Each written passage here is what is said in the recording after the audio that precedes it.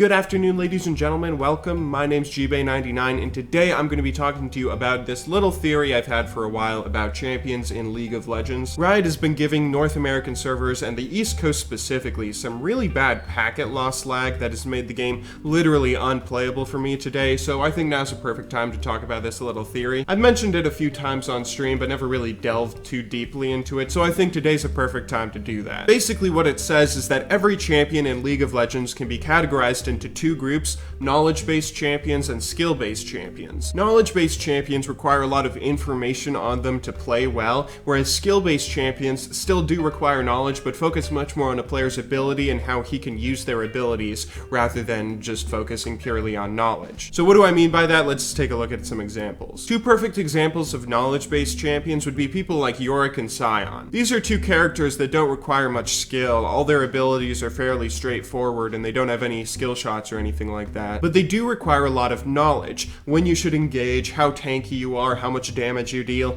For Yorick, you need to know who to ult in team fights. Using their abilities doesn't require a lot of mechanical skill that we all look in awe at, but they do require you to have knowledge of how to use them and when to use them. Good examples of skill-based champions, on the other hand, are people like Aurelia, Lee Sin, most AD carries, probably Xerath. These are champions that have abilities that do multiple things, or they have skill shots.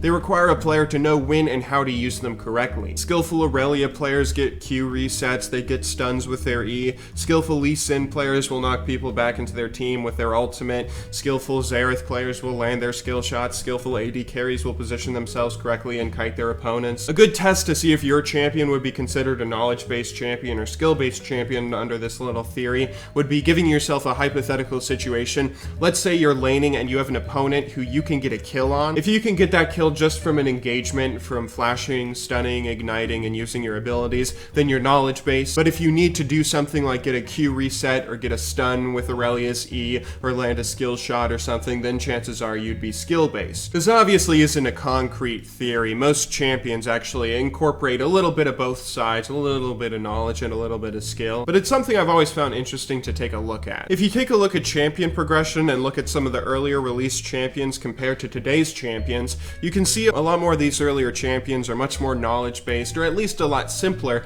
compared to today's champions that have a lot of overloaded kits. Champions like Ryze, Udyr, Tryndamere, Poppy, Mordekaiser, they all have, a lot of them have some sort of skill incorporated into their kits, but they're all fairly simple, and a lot of them are knowledge-based. Some of them, like Sion specifically, who I keep going back to and keep thinking of knowledge-based, a lot of them require reworks just because of how their skill set has sort of fallen out of favor compared to other releases, or at least a lot more recent releases that make them obsolete. A lot of these upcoming champions are champions that have been released recently, like Yasuo and Braum and Gnar, who's going to be coming out with the next patch. These champions have a lot more abilities, and they require a lot more skill to use all their abilities correctly and in correct situations, even if their kits do seem a little bit overloaded and they might seem a little bit easy to some people. They're much more skillful, and you can differentiate from the really good players from the really bad ones accordingly. This is making a lot of these older guys obsolete. Why would you ever pick Mordekaiser when there's other champions out there who will give as much damage,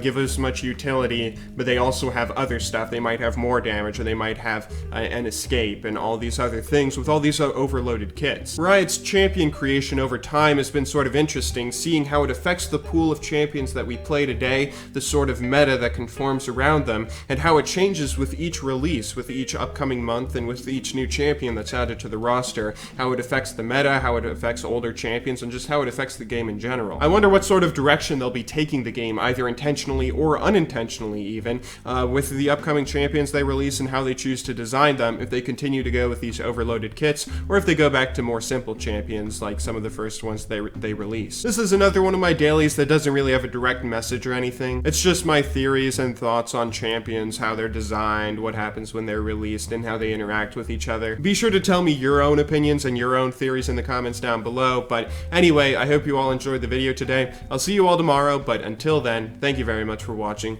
Good luck in solo queue, and have a wonderful day.